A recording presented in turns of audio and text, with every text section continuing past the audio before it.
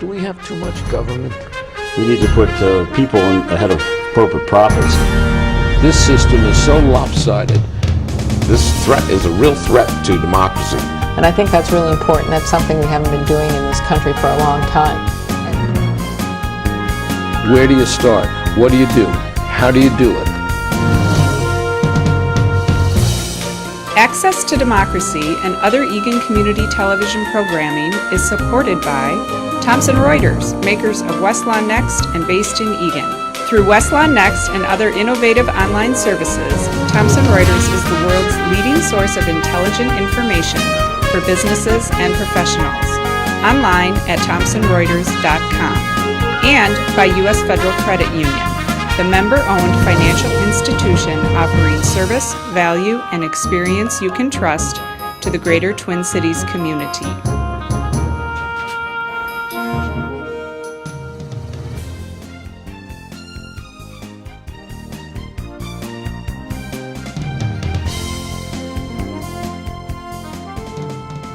One of our favorite people is back, and she's been here many times in many different capacities, but always, as we said in the opening, politics the right way. Pat Anderson, welcome back. Good to be back. And it's always a challenge, and I love you even though your politics are all screwed Well, you up. got to have somebody that's, a little, not left to center here on your show once in a while, Ellen.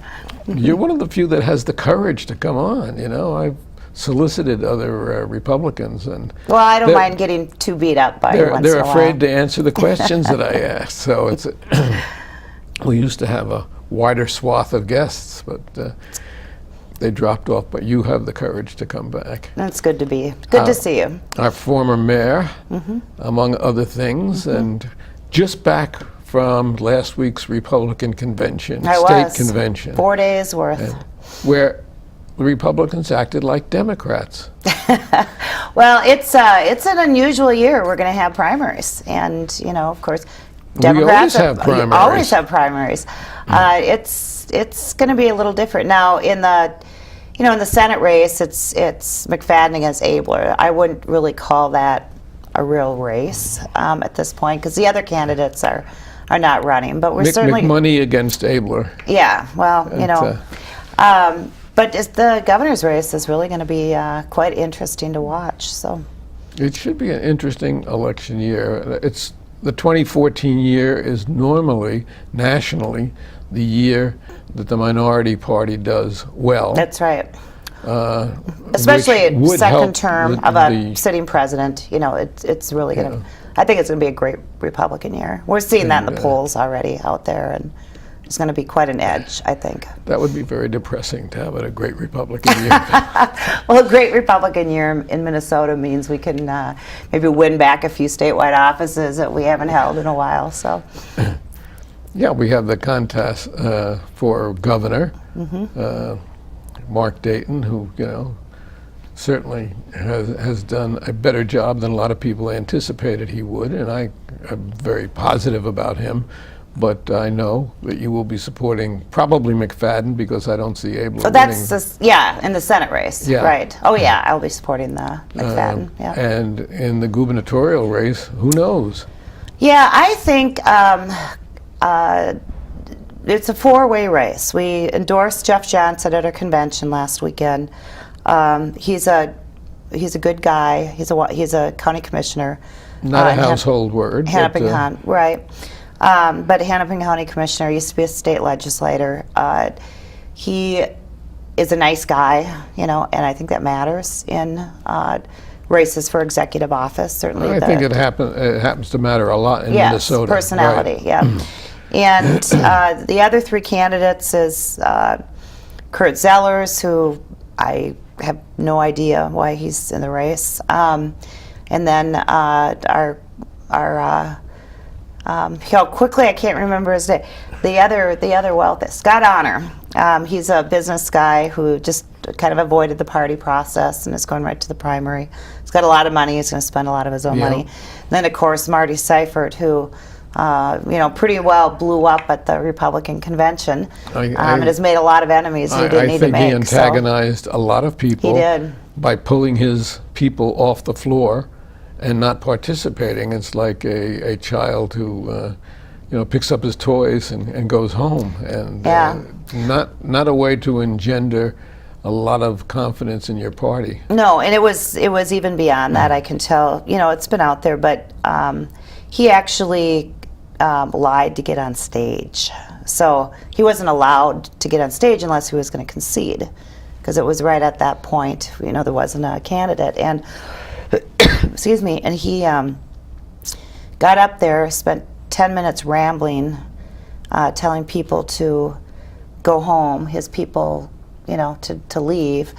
And it was just incredible. And he ended up getting just heavily booed, including by his own supporters in some cases. So I was at never seen anything like that in my life. I was at a New York State Democratic convention in actually Niagara Falls, and something similar happened. Really? And it really had statewide repercussions. For that candidate? Ended that candidate's political career. Yeah, I believe this will too. Yeah. But then on the Democratic side, we have some interesting things happening. Yep. Matt Intenza's back. The day after, really, the convention, I guess, or the day before filing ended, or the day that filing ended, Matt came out of nowhere and filed against Rebecca Otto for state auditor, a position that you have held. Yep. And that was really a surprise to, I think, everybody. I think so. I mean, she has a lot of, first of all, she's the least known of the incumbent Democrats, clearly. And, excuse me, my allergies are killing me. I think you're allergic to me, but I'm not sure. No, I'm not allergic to you. So she's not very well known. She's made a lot of enemies up on the range because of her environmental positions. And so she's very vulnerable, I think, both from a primary standpoint and from general election. I just, if Matt was interested, and I'm paraphrasing an email that I sent him when I read of his announcement, I think that he should have participated in the process and not sandbagged the organization. Well, I would agree, but that happens a lot in your party, so. Well, not out here as much as it did back in New York. Yeah, we had some really weird things in New York. It's, Well, it's amazing. He's got a lot of money. I know that he and Lois are divorced, right? Yeah. He and his wife. So I'm told, anyway. Right. I didn't see the papers, but I believe it. Yeah. But she had been very wealthy. Maybe we'll have another ex-wife that dumps a bunch of money, and I don't know, just like Governor Dayton. I don't know. I don't know what their relationship is. No. Yeah. But I do. I believe she's vulnerable. I mean, the Democrat Party politics internal better, but surprising people win in primaries. Well, I haven't been active in the party here. I really haven't since I left New York. In New York, I was an assembly district leader, which is an area of 150,000 people, and I mean, I had my share of primaries also, because like you, I was never afraid to speak my mind. Right. Yep. And Jack English, who was very tight with the Kennedys, was our leader then. Interesting. And if you didn't go along with Jack, you bought a primary. And I had one primary where we had to get signatures on petitions. And we spent a week going over the opponent's petitions, and there were 215 forgeries in there. Sounds like the Democrat Party, Alan. And I actually started a lawsuit that went before then Supreme Court Judge Saul Wackler. Interesting. And who became Chief Judge of the state of New York. And we started 6 o'clock one morning. I had people spread out and give out about 60 subpoenas. And all these people angry people gathered in the courthouse because their signatures were not on the petitions. And after about 4 or 5 of them had testified, Wackler called us into chambers, and he said to the fellow who was responsible for this, who happened to have been an attorney, if we go forward with this, somebody's going to go to jail. And if your candidate drops out, we can walk out of here happy. And I said, no, I want to go forward with it. I want people to go to jail. Yeah, yeah. Spent a lot of time and money Yep. on that, and yeah, but we don't need that kind of stuff in No, we politics. don't. We really don't. In anywhere, not here, not Chicago, not New York, No. nowhere. So that's what turns people off, and that's why, a lot of more and more people are saying they're in the middle. They're independent, even though they're probably not. They probably still are voting, generally one ticket or the other, but they don't want to associate themselves with politics or political parties so much. And of course, we have Lori Swanson running again Yep. to be Attorney General, and Yep. certainly has made a name for herself, and Yep. that's going to be a tough race for whoever is taking her on. Yeah, the Republican candidate, and there won't be a primary there, is Scott Newman. He's a state senator Yeah. from northern Minnesota. It's a safe election for him because the Senate Right. is not up for 2 years. So, Right, and he just announced right before our convention. So, it's hard for Republicans to win the AG race. It has always been a Democrat position in this state, and it's a tough one. Secretary of State, State Auditor, Governor have kind of gone back and forth, but that AG has always been a Democrat. Well, it'll be an interesting year. Yeah. And then, of course, we have the Congress running again. Mm-hmm. So I guess that'll be at the head of the ticket. I don't know. Yeah, after the Frank and McFadden, I'm Yeah. assuming, race, there's going to be a lot of money spent there. McFadden has his own resources and a lot of friends, and same with Al Franken has yeah. raised a lot of money, has a lot of friends, a lot of resources. So I think that is going to be the big public race. But there are some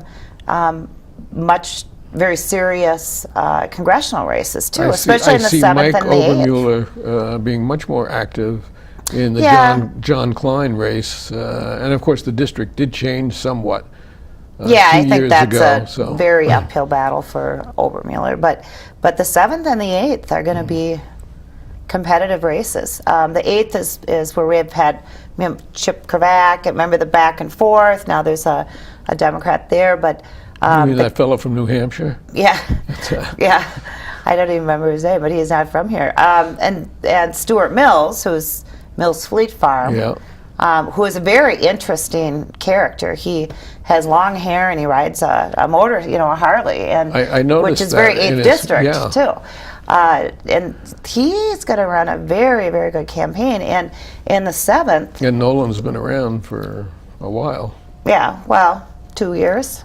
Well, but in Democratic politics, Yes, going yeah, way back. Yeah, but he's only been in office 2 years, and in the 7th, Cullen Peterson consistently, that's along the Dakota border, North Dakota down. Peterson always wins that district, but the district goes Republican in every other race. It's one of the best Republican districts historically. Well, And a lot of his votes go Republican also. They do. He's a very conservative Democrat. But he's got some real negatives now, and he's not campaigning that hard. And the Republican candidate was put up is Tori Westrom, who's an extremely popular legislator, and he's blind. Yeah, I don't know him. And- I didn't know that. Yeah, he's completely blind. He's a pretty amazing guy, and he very much fits that district. It's a rural district, kind of a common sense. Well, it'll be So they're going to be an interesting interesting races. year. Yeah. yeah. Too early to make predictions, but Well, no, I agree. Too early, but I certainly hope that, from my party's perspective, that we win back the House seats we need get to have. out the vote is going to be the answer this year, yep. because the vote dramatically drops from the presidential race, Right. even in this state, so that the party that can turn out the vote is going to gonna win. obviously going to win. Yep. And if you remember back, it was 4 years ago that we won. Republicans won the House and the Senate, barely, but they did. We lost the statewide races by. Fortunately, we lived through those 2 years, and we've Well, now Dayton- had 2 good years. Dayton was governor, so it was. But it was. This is so unusual that you have one single party control of St. Paul. That Yeah, hasn't happened in it a is, long, long it is. time. So. So one of the big things happening in Eagan started when you were mayor.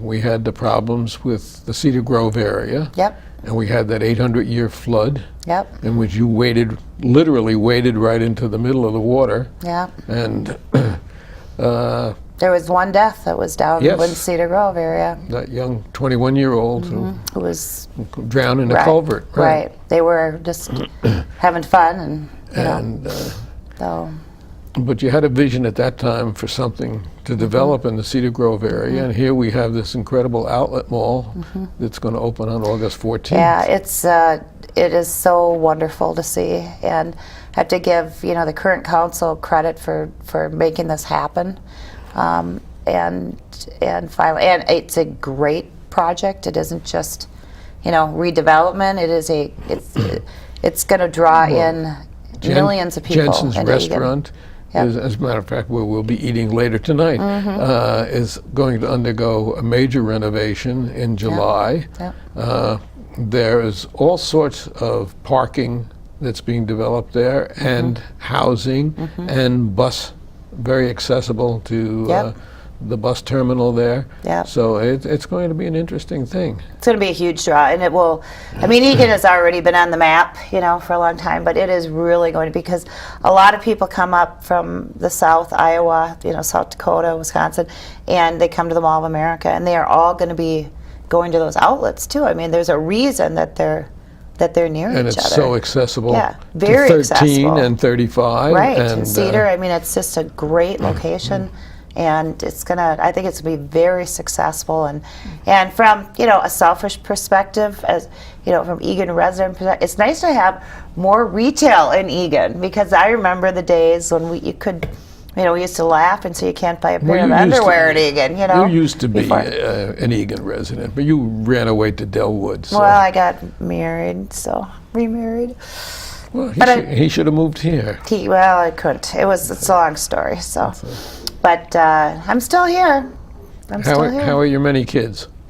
One of them just graduated from college, and 3 in college, and one's a senior. I mean, it's I'm almost an empty nester. For a woman who's only With 6 kids. 34 years old, that's wonderful. Thank you, That's Alan. Thank you.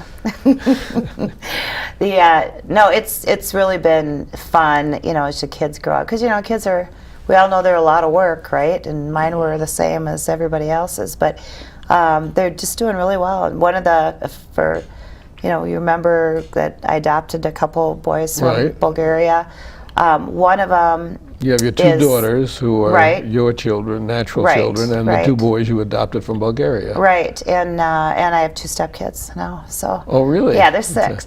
But one of the boys is just graduated from college. So, but she is just. It's an amazing story, considering that he came here at the age of 10 and didn't speak English and was so far One behind. of the boys and- joined the Marines, didn't he? Army. Yep. Army? Yep. Yep. Yeah. So he's, and my daughter, my oldest biological whatever kid, is at the U. She's going to be a senior, and she's applying to pharmacy school. Pharmacy. And Interesting. then Katie is a senior in high school. So, and my stepkids are in She's college now. going to go on to what school? What college? I don't know. We'll see. We're going to be applying now here, so we'll see. But Tempest Fugits. Time moves on.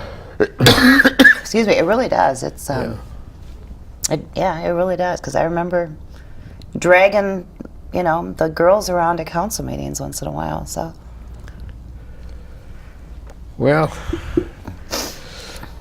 nationally, yeah. what do you think? Well, everything points to Republicans picking up the Senate so far. Well, you say that all the time, and you never do, but Oh, yes, we do once in a while. Got to be positive about it.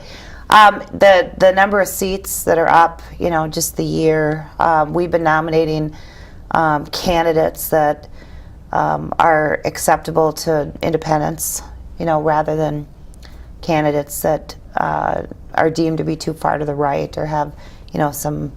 oh, you got something. your share of crazies there too. Well, we have less of them this time, Alan. So that's, I think that's Are really. you here as a libertarian Republican today? I still am, yeah.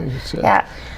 You had a lot of libertarian tendencies. Yes, I do. Yep. I think we're going to pick up the Senate, but we'll still have, a president that's a, Democrat, and we'll have Then we're gonna Republican have- control the, Then we can have two you know. major houses that don't do anything. No, they'll do a lot now, see, but then It's, there's going to be this continual blockage. And I think there's really there truly is an ideological rift. We've talked about this, that really, in this country. And I don't know how it gets resolved. People have to stop living on sound bites Yeah. and doing Yeah. a little reading Right. and informing themselves. There's just such a great lack of solid information that people spout that really is troubling to me. Well, the other problem is, I think, and all sides are guilty, is that you surround yourself with people who think like you, and you read the news and watch the news. That the liberals watch MSNBC and the conservatives watch Fox, and and so you're getting I watch your. Bill O'Reilly because that's one of the because things you're that thoughtful. That's at my why. age it Right. keeps my blood pumping. Right, right. And so Right. when I listen to that, I lose my mind. So Well, you it's got to know what the enemy in your mind is thinking, just like we watch. Fox. Very dramatic. So You don't have to listen to Fox because all you have to do is listen to the first program in the morning, and you know the information that they got on this is today's topic, and then you get that all day long. MSNBC is way, way, way, way worse. But but that's what's happening in this country, and people are. It's same with neighborhoods. People are living, next to people that think like them, and so even though our world is getting bigger with social media and the internet and all that, I think in some ways it's getting smaller. At least the thought processes are getting What do you smaller. think of these people in Texas that are walking around every place with rifles, with machine guns, with whatever they have, shotguns? They go into a restaurant and they have a rifle strapped Alan, to their I'm a back. lifelong member of the NRA, so I know that. yeah. But you're not as crazy as No, but here's the whole gun control Those argument. people. First of all, there are no problem. Do you remember when we had the big conceal carry thing here in Minnesota 15 years? Yeah. Oh my God, they're going to I mean, I'm a kill all. gun it's going to be owner horrible, also, horrible. but We've had no it's incidents, nothing. Generally, if you look at crime in states where they have concealed carry, the crime rates drop because the bad guys don't know, who's got.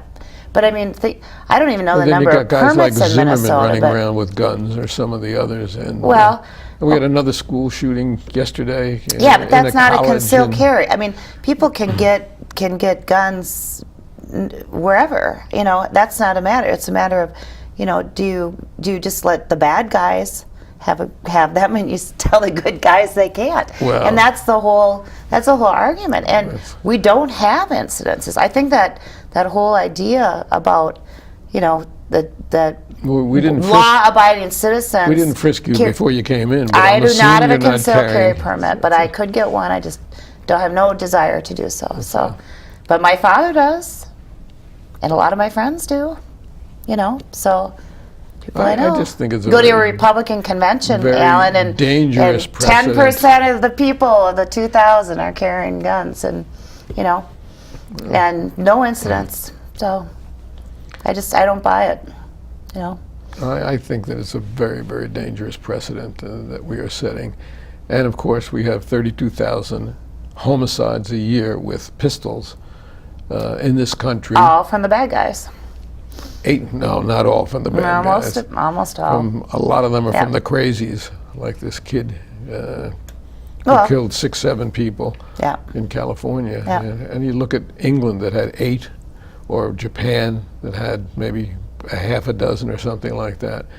The rest of the world looks at us like we are still the wild, wild west, and No. we are. We are. But that's part of being America. Is that it? American. Well, we're a little more independently minded than the rest of the world, who's just sort of fall in line and Or we didn't grow up and yet. looks at us. No. We're not going to ever agree on the gun issue. So we agree about local politics generally, I think. Pretty and much. in Cedarville, and You were you know. right out there with the 2 amendments last year. Yep. And you certainly are I not have to- opposed to gays marrying. No, not at all. I have to. I do have to criticize this amendment to set up a compensation council or whatever that's going to be on the ballot 2 years from now. I think that was chicken on their part to try to do something but to not do anything with the Well, if we because there's a had- compensation council set up. I've sat on the compensation If council. we had half a brain, though, in terms of, say, medical, we would have single payer and be done with it, and, Medicare for all and be done with it, like all the other countries, the industrialized countries in the world. We're not going to get into that again. Oh, we've done that before, but there's no doubt about that. You will, Well, you okay, will one so- day see the benefit of it. No, but I want to argue from, I don't want to say the left perspective, but in the countries that have that, you actually have two-tiered insurance in Europe. Everybody gets a free single-payer basic crappy medical plan, and then people that have money buy insurance on top of it. And so you have a very two-tiered medical system, But and at least everybody has insurance. they have very basic Yeah. crappy Not insurance. 45 million people that don't have. Well, it's less than that now But that the people that Affordable don't Care have Act- insurance, they I get don't it call free. it The Obama- hospitals give free care. I don't So, call it Obamacare. I call it the Affordable Care Act, It's which Obamacare. is what its name It's Obamacare. is. And by the way, I want to tell you a story since we're on that whole thing. So my companies that I have, my store, I set up an insurance plan for my staff, which I didn't need to do because we're a small company. And went through Less the than 50 exchange. employees, right. Went through the exchange last fall, trying to get, everything set. It was the most horrible experience I ever had. By February, I ended up, through the help of some outside insurance agent I know, working with DHS, someone who doesn't work for the exchange, but you've got all the DHF employees have been pulled out, and they hand wrote all the forms for Minsure. And it still took 2 months. They had to hand write everything. Well, It was a everything that- nightmare. Everything that Nightmare. starts anew is fraught with problems, but we do work it out, and at least all your people are now covered. They are. They're covered. Yep.